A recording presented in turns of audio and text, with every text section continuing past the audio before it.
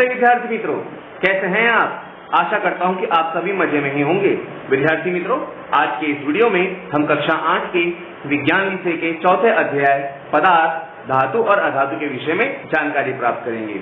तो आइए बिना किसी देरी के शुरू करते हैं। विद्यार्थी मित्रों, आप पिछली कक्षाओं में धातु और अधातुओं के विषय में थोड़ी बहुत जानकारी प्राप्त कर चुके हैं। तो हम आज सबसे पहले कुछ ऐसे ही धातुओं और अधातुओं से बने हुए पदार्थों के विषय में देखेंगे। ऐसे पदार्थ हैं जो कि हमारे घरों में धातु या अधातुओं से मिलकर बने होते हैं, जैसे कि ये ग्लास, सलिए, कुकर, दिया सलाई के ऊपर जो लगा हुआ बारूद होता है, रसायन होता है, वह फास्फोरस, सल्फर यानी गंधक और कोयला। हम इन पदार्थों की भौतिक प्रकृति को देखेंगे। वे कठोर हैं या कठोर नहीं है, वे चमकीले हैं या चमकीले नहीं हैं, इसका अवलोकन करके उसे एक सारणी में भरेंगे। तो आइए हम सारणी। विद्यार्थी मित्रों, जब आप इनको ध्यान से देखेंगे और अवलोकन करेंगे तो आप पाएंगे कि आयन से बना हुआ यानी लोहे से बना हुआ जो सलिया है वो चमकदार दिखता है, यानी वह चमक रखता है, तथा कठोरता में वो बहुत कठोर होता है। कोयले का जो टुकड़ा हमने देखा वो निष्प्रभ है, यानी वे चमक नहीं रखता है, जबकि वे बहुत ज्यादा कठोर भी नहीं होता है। जब आप उसे तोड़ते हैं तो वे सरलता से टूट जाता है। सल्फर यानी गंधक, यह भी निष्प्रभ है, यानी वह भी चमक नहीं रखता है, जबकि वे कठोर भी नहीं है। उसके ऊपर अगर हम प्रहार करें तो वे आसानी से टूट जाता है। एल्यूमिनियम से बना हुआ जो कुकर हमने देखा वह चमकदार है, जबकि वे कठोर भी है। तांबे का जो ग्लास हमने देखा वह भी चमकदार प्रकृति रखता है तथा वे कठोर भी होता है। कई बार हमारे आसपास में जो लकड़ी के पदार्थ होते हैं, अगर हम उनका अवलोकन करें तो हम उनके विषय में भी पाएंगे कि वह पदार्थ भी चमकीले नहीं होते हैं, निष्प्रभ होते हैं, तथा उनके ऊपर प्रहार करने पर कई बार वे टूट भी जाते हैं। इस प्रकार विद्यार्थी मित्रों, हम किसी भी पदार्थ को देख करके भी उनकी कुछ भौतिक प्रकृति का अंदाजा लगा सकते हैं, जैसे कि कठोरता और उनकी दिखावट के विषय में। विद्यार्थी मित्रों, आज के इस वीडियो में हम धातु तत्वों और अधातु तत्वों के भौतिक गुणधर्मों के आधार पर उनके गुणधर्मों की चर्चा करेंगे। तो विद्यार्थी मित्रों, यहाँ पर हमने थोड़ी देर पहले क्रियाकलाप द्वारा देखा कि धातुएं चमक रखती हैं और वे कठोर भी होती हैं, जबकि अधातु चमक नहीं रखती हैं और कठोर नहीं होती हैं। विद्यार्थी मित्रों, अब हम एक क्रियाकलाप करेंगे अन्य गुणधर्मों की जानकारी प्राप्त करने के लिए।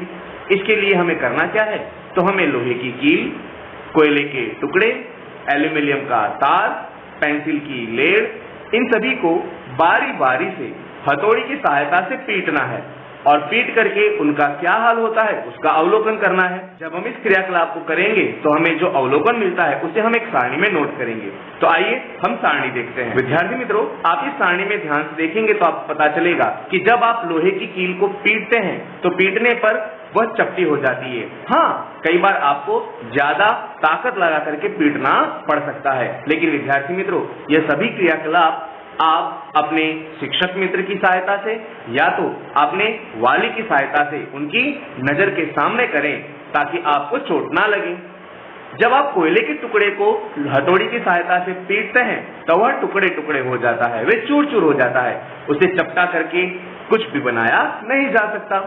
एल्यूमिनियम के तार को जब आप पीटते हैं तो वह भी चपटा हो जाता है, जबकि पेंसिल की लीड को जब आप पीटते हैं तो वह लीड भी टुकड़े टुकड़े हो जाती है। यानी विद्यार्थी मित्रों, यहाँ पर आपको एक चीज का पता चल जाएगा, कुछ पदार्थों को हम जब पीटते हैं तो वह चपटा हो जाता है, जबकि कुछ पदार्थों के ऊपर प्रहार करने पर वे चूर्ण हो जाते हैं। विद्यार्थी मित्रों, आप जानते हैं कि जो लोहे के या विविध प्रकार के धातुओं के पतरे बनाने वाले हैं, वे धातु के ऐसे ही टुकड़ों को पीट पीट करके उनमें से तार एवं चद्दरों का निर्माण करते हैं। आपने अपने घर के आसपास लोहार को इसी तरह से विविध प्रकार के धातु तत्वों को पीट करके बर्तन या फिर विविध प्रकार के औजार बनाते हुए देखा ही होगा। कुछ धातुएं ऐसी भी हैं जो कि अत्यंत मूल्यवान होती हैं और उन्हें भी पीट करके बारीक पतरियों में या तो चद्दरों में रूपांतरित किया जा सकता है, या हम कह सकते हैं कि उन्हें बहुत ही महीन वरख में रूपांतरित किया जा सकता है।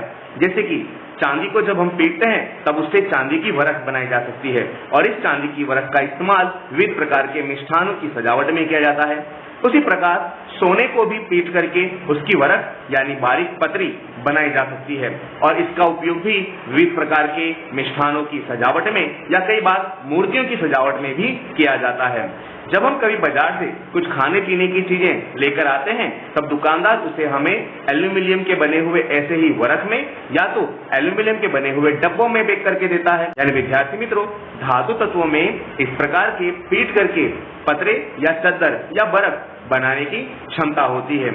इसी प्रकार से हम कह सकते हैं कि धातुओं को पीट करके शीट में परिवर्तित किया जा सकता है और उनके इस गुणधर्म को आघात वर्धनीयता कहते हैं।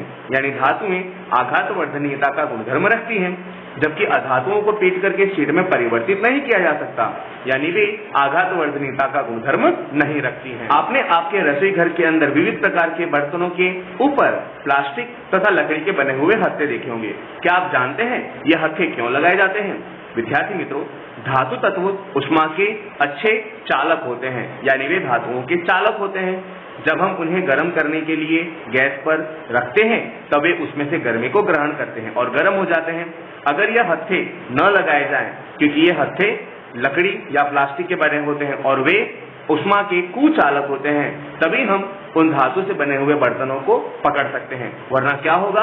हाँ, हम जल सकते हैं। इसीलिए हमें नुकसान न पहुंचे उसी उद्देश्य से बर्तनों के हत्थों पर लकड़ी या प्लास्टिक के बने हुए आवरणों को लगाया जाता है, क्योंकि धातुएं उष्मा की सुचालक होती है। अब विद्यार्थी मित्रों, हम इस पर से कह सकते हैं कि धातुएं उष्मा की सुचालक होती हैं, जबकि अधातुएं उष्मा की सुचालक नहीं होती हैं। अब नए गुणधर्म के विषय में जानने के लिए हम एक क्रियाकलाप करेंगे। इस क्रियाकलाप के लिए हमें क्या चाहिए? तो विद्यार्थी मित्रों, सर्वप्रथम हम आकृति में दर्शाए अनुसार एक परिपथ तैयार करेंगे। आप इस परिपथ को देख करके अंदाजा लगा सकते हैं कि हमें किन किन साधनों की जरूरत है। हमें एक पेंसिल सेल चाहिए, तार के टुकड़े चाहिए, बल्ब चाहिए और इन्हें बांधने के लिए हमें रबर की आवश्यकता है। इसके अलावा भी हमें कुछ साधनों की जरूरत है जिसकी सहायता से हम विद्युत की चालकता के गुणधर्म की जांच करेंगे। उसके लिए हमें करना क्या है? तो इस परिपथ में जहां पर हमने लोहे की कील दर्शाई हुई है, उस लोहे की कील के स्थान पर बारी बारी से गंधक, कोयला, तांबे के तार का टुकड़ा रख करके प्रेक्षण करना है और ये देखना है कि हमारा बल्ब प्रकाशित होता है या नहीं होता है। और इस प्रेक्षण को हमें सारणी में नोट करना है। हम इस सारणी को भरते हैं कि जब हम लोहे की कील लगाते हैं तब बल्ब जगमगा उठता है, अर्थात लोहे की कील यह विद्युत की सुचालक है, जबकि जब हम गंधक का टुकड़ा लगाते हैं तब बल्ब जगमगा उठता नहीं है, दीप्तमान नहीं होता, यानी गंधक यह विद्युत का कुचालक है। जबकि जब हम कोयले के टुकड़े को लगाते हैं लोहे की कील के स्थान पर तब भी गोला जगमगाता नहीं है, दीप्तमान नहीं होता, यानी लोहे का टुकड़ा भी विद्युत का कुचालक है। साथ ही जब हम तांबे के तार के टुकड़े को लगाते हैं तब वह गोले को प्रकाशित होने में मदद करता है, यानी तांबे का तार विद्युत का सुचालक है। विद्यार्थी मित्रों, धातु तत्वों के इसी गुणधर्म के कारण हम विद्युत परिवहन करने वाले विविध प्रकार के वायर यानी तारों के निर्माण में धातुओं का इस्तेमाल करते हैं। अधातुओं से तार का निर्माण नहीं किया जा सकता। हाँ, धातुएं विद्युत की सुचालक हैं, अधातुएं विद्युत की कुचालक हैं। इसीलिए धातु तत्वों से बने हुए तार के ऊपर अधातु तत्वों की परत लगाई जाती है, ताकि जब भी हम उसका इस्तेमाल करें तब हमें करंट ना लग सके। विद्यार्थी मित्रों, तभी आपने देखा होगा कि जो इलेक्ट्रिक का काम करने वाले मित्र हैं वे जिस साधनों का इस्तेमाल करते हैं उन साधनों के ऊपर प्लास्टिक की परत लगी होती है, जैसे कि डिसमिस। आपने देखा होगा डिसमिस के ऊपर प्लास्टिक की परत लगी होती है क्योंकि वे विद्युत की कुचालक है। लेकिन डिसमिस में जो उपयोग में लिया गया धातु का टुकड़ा है वे विद्युत का सुचालक होता है। इस पर हम कह सकते हैं कि धातु में विद्युत की सुचालक होती है जबकि अधातु में विद्युत की कुचालक होती है। आइए विद्यार्थी मित्रों, नए गुणधर्म के विषय में चर्चा करते हैं। इसके लिए हमें करना क्या है? हमें विविध प्रकार के धातुओं के बने हुए तारों का अभ्यास करना है। आपने देखा होगा विद्यार्थी मित्रों कि हमारे घरों में तांबे के तार, एल्यूमिनियम के तार या फिर किसी सुनार की दुकान पर अगर आप जाएं तो चांदी के बने हुए तार, प्लेटिनम धातु के बने हुए तार या फिर सोने के बने हुए तार देखने को मिल सकते हैं। विद्यार्थी मित्रों, हम धातुओं को किसी भी प्रकार के साधनों की सहायता से खींच सकते हैं और उन्हें खींच करके तार में रूपांतरित कर सकते हैं। यानी विद्यार्थी मित्रों, धातुओं को खींचा जा सकता है और तार में रूपांतरित किया जा सकता है। अधातुओं के साथ हम ऐसा नहीं कर सकते। यदि हम अधातुओं के टुकड़ों को पकड़ की सहायता से या किसी अन्य साधन की सहायता से खींचने की कोशिश करें तो वह चूरे चूरे हो जाएंगे, टुकड़ा टुकड़ा हो जाएंगे, वे तार में रूपांतरित नहीं हो पाएंगे। परंतु हम धातु तत्वों को तार में रूपांतरित कर सकते हैं। धातुओं को खींच करके तार में रूपांतरित किया जा सकता है और उनके इसी गुणधर्म को हम तन्यता का गुणधर्म कहते हैं, जबकि अधातुओं को खींच करके तार बनाए जा सकते नहीं हैं। विद्यार्थी मित्रों, यहाँ पर एक बात और हमें नोट करनी है कि जब हम धातुओं से बने हुए विविध प्रकार के साधनों को ठोस वस्तु से या ठोस आधार से टकराते हैं तब उनमें से एक प्रकार की ध्वनि उत्पन्न होती है। विद्यार्थी मित्रों, आपने कई बार देखा होगा कि आपके हाथ से जब बर्तन छटक करके जमीन पर गिर जाते हैं तब उनमें से एक प्रकार का तीखा नाद उत्पन्न होता है, या हम कह सकते हैं कि ऐसी ध्वनि उत्पन्न होती है जो काफी दूर तक जा सकती है। विद्यार्थी मित्रों, जब धातुओं को किसी ठोस सतह पर टकराया जाता है तो वह निनाद ध्वनि यानी रिंगिंग साउंड उत्पन्न करते हैं, जिसे हम दूर तक सुन सकते हैं। अधातुओं में यह गुणधर्म नहीं पाया जाता। अधातुएं ठोस सतह से टकरा करके ध्वनि उत्पन्न नहीं करती या निनाद ध्वनि उत्पन्न नहीं करती हैं, उन्हें दूर तक नहीं सुना जा सकता है। इसी प्रकार के गुणधर्मों के कारण ही विद्यार्थी मित्रों, धातुओं के अंदर गायन ध्वनियां उत्पन्न होती हैं और उनके इस गुणधर्म को हम ध्वनिक कहते हैं। अर्थात धातुएं अपने में से गायन ध्वनियां उत्पन्न करती हैं, अतः ध्वनि कहलाती हैं, जबकि अधातुएं ध्वनिक नहीं होती हैं।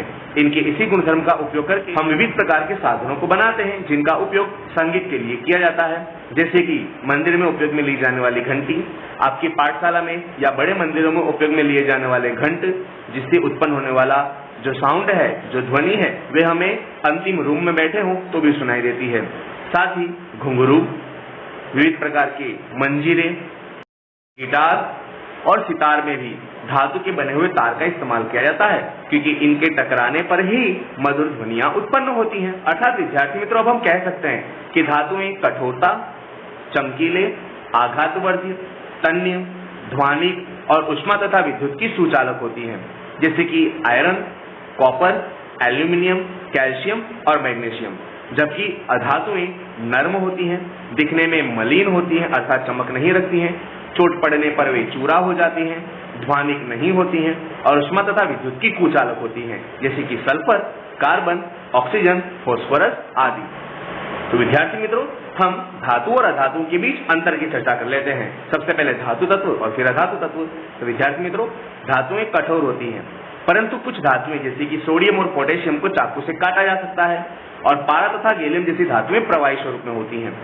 ऊष्मा और विद्युत की ये सुचालक होती हैं, यह ध्वनिक होती हैं तथा आघातवर्धी होती हैं। धातुएं तन्यता का गुणधर्म रखती हैं, धातुओं की सतह चमक रखती हैं, जबकि अधातुओं की अगर हम बात करें तो विद्यार्थी मित्रों, अधातुएं नरम होती हैं, ऊष्मा तथा विद्युत की कुचालक होती हैं, ध्वनिक नहीं होती हैं, आघातवर्धी नहीं होती हैं, उन पर चोट पड़ते ही वे चूरा चूरा हो जाती हैं, तन्यता का गुणधर्म भी उनमें नहीं पाया जाता, साथ ही इनकी सतह मलिन होती है। तो विद्यार्थी मित्रों, यहाँ पर हमने धातुओं और अधातुओं के बीच में कुछ भौतिक गुणधर्मों के आधार पर पाए जाने वाले अंतरों को हमने दर्शाया है। हाँ विद्यार्थी मित्रों, हमने कुछ धातुओं की बात की, जैसे कि सोडियम, पोटेशियम तथा पारा। तो आइए हम बताते हैं आपको कि सोडियम, पोटेशियम और पारा कैसी धातुएं हैं। विद्यार्थी मित्रों, आप इन चित्रों में सबसे पहले जिस धातु को देख रहे हैं वह सोडियम धातु है, जिसे हम आसानी से चाकू से काट सकते हैं। दूसरा जो चित्र है वह पोटेशियम धातु का है, जिसे भी हम चाकू की सहायता से टुकड़े कर सकते हैं। जबकि जो तीसरा चित्र देख रहे हैं उसमें आपको पारा जैसी धातु बताई गई है, यह धातु प्रवाही स्वरूप में होती है।